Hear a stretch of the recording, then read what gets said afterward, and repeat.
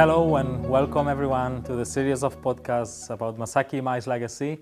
Today I have with me a very special guest from Kaizen Institute Italy, founding partner Carlo Ratto. Welcome, Carlo, to the podcast. Thank you, Alice. I have a great pleasure to be here.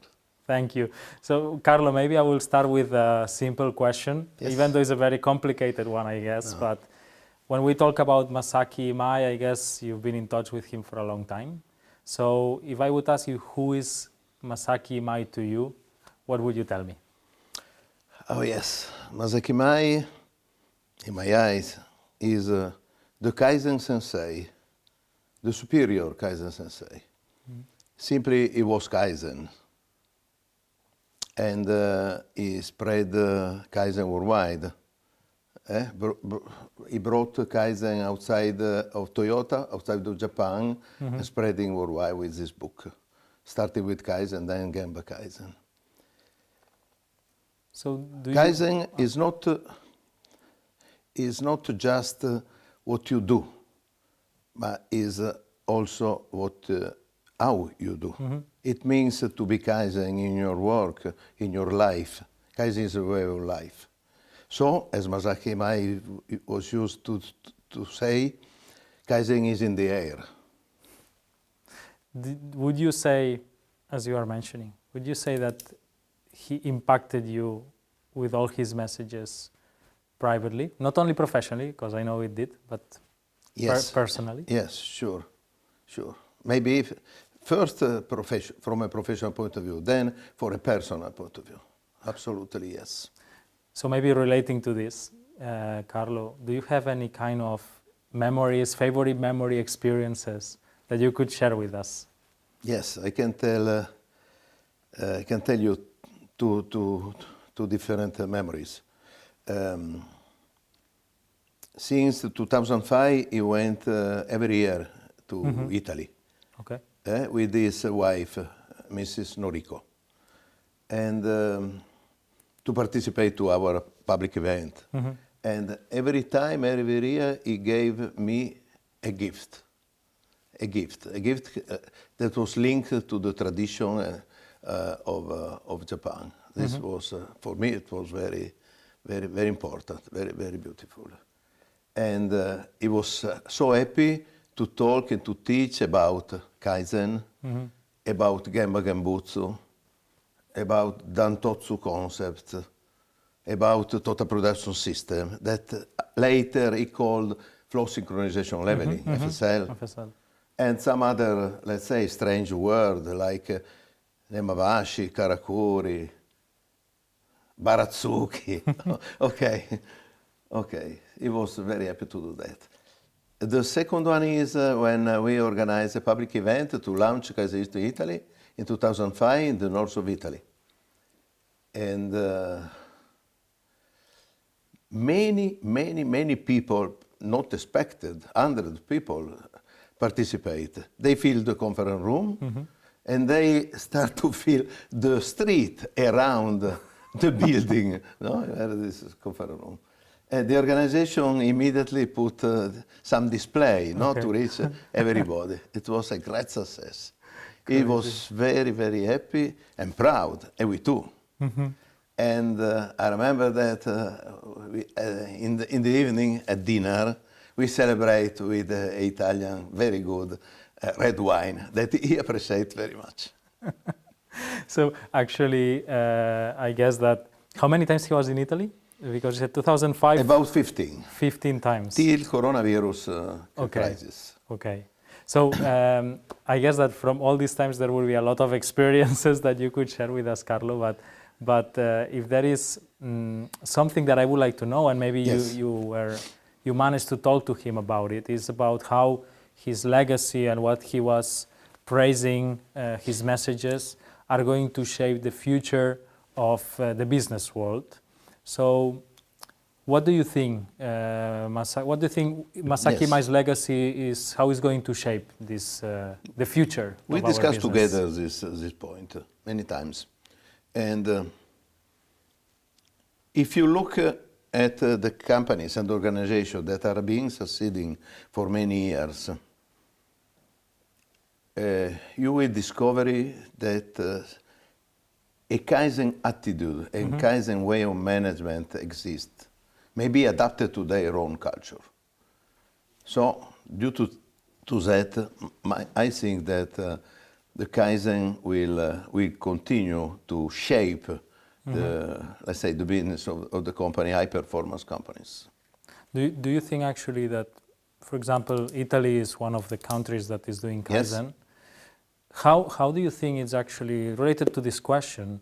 Also, the important is the culture of the specific country when we talk about Kaizen. Implementing Kaizen, for example, in Italy, as it was implemented or is implemented today in Japan or in other countries in the world. It's an absolute link to the culture of the company, because Kaizen is linked to the people. So if it is linked to the people, it's linked to the culture of the people, the tradition and the culture of the people. Maybe not just in the country, maybe in some different region in the country, or let's say in the different companies. Okay, so Kaizen as a basis, has to be adapted to the culture of the people, of the management and the workers, of the people in the company. The people as the center of the company at the end of the day. Right? Yes. And to management commitment, everybody, every day, everywhere is teaching. Okay. Yeah. And you remember what does it mean to management commitment? Yeah. Okay, so we can explain to everybody. To management commitment, he asked in this public speech, what are the three necessary conditions to have good Kaizen? The first one is to management commitment, and the second is to management commitment, the third one is to management commitment. And to explain exactly what is the meaning of commitment and the difference between involvement, he referred to the English breakfast, eggs and bacon. Eggs, the chicken is involved. Okay, but bacon, pig, is committed. That's actually a very good way to put it. Very nice. So that is some examples, I think, of experiences and messages that he left us in one way or another. But if you would like or you would have to actually highlight the most important Kaizen message that Imai left us, what would you say, Carlo? For sure, people. So respect and develop people. Respect is necessary to develop people. The goal is to develop people. Kaizen people challenge the status quo and discover the unknown to find a new solution, to improve and innovate. This is the basis. Go to Gemba. Involve people. Have a good look. Just do it. This was his message related to the people, how to get the people involved in that. If you do this, you will succeed in Kaizen. And you know that the new technologies that are coming and will be developed more and more will better support the Kaizen process, the continuous improvement process that remains and will remain based on people. So again, people at the center, right? They are very simple messages, to be honest, but they're very powerful. Absolutely powerful. It's simple, but it's not so simple to put in practice. Yes, to put in exactly. practice. And that's the key point, I think. Yes. Right. It requires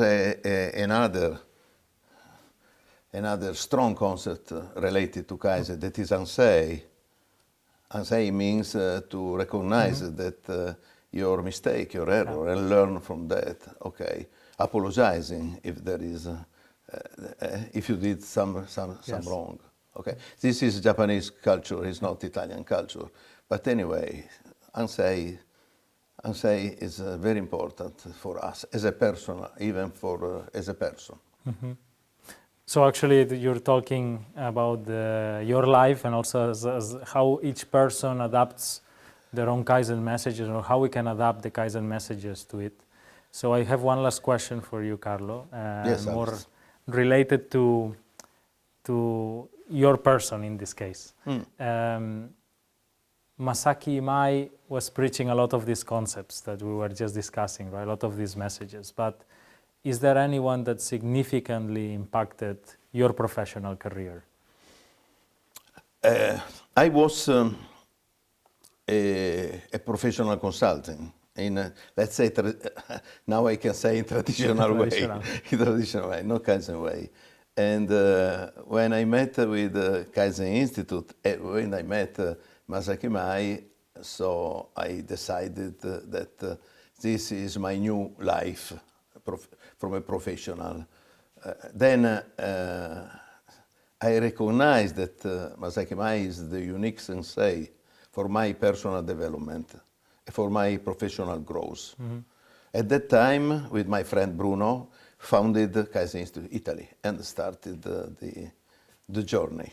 Okay. So it was a turning point on your life, I guess. It was a turning point in my life, absolutely, yes. And let's say, this was the last question. So as a conclusion, in what I learned as a consultant, don't tell people what to do. No? Bring people in the Gemba and bring them to think in a different way. This is the Kaizen style to do consultancy. Okay. Kaizen is change for the better. In the context of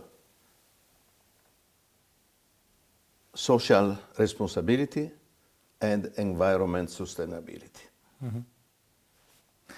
Thank you, Carlo, for being here with me today. Thank you for sharing these valuable insights about Masaaki Imai and also your experience with him.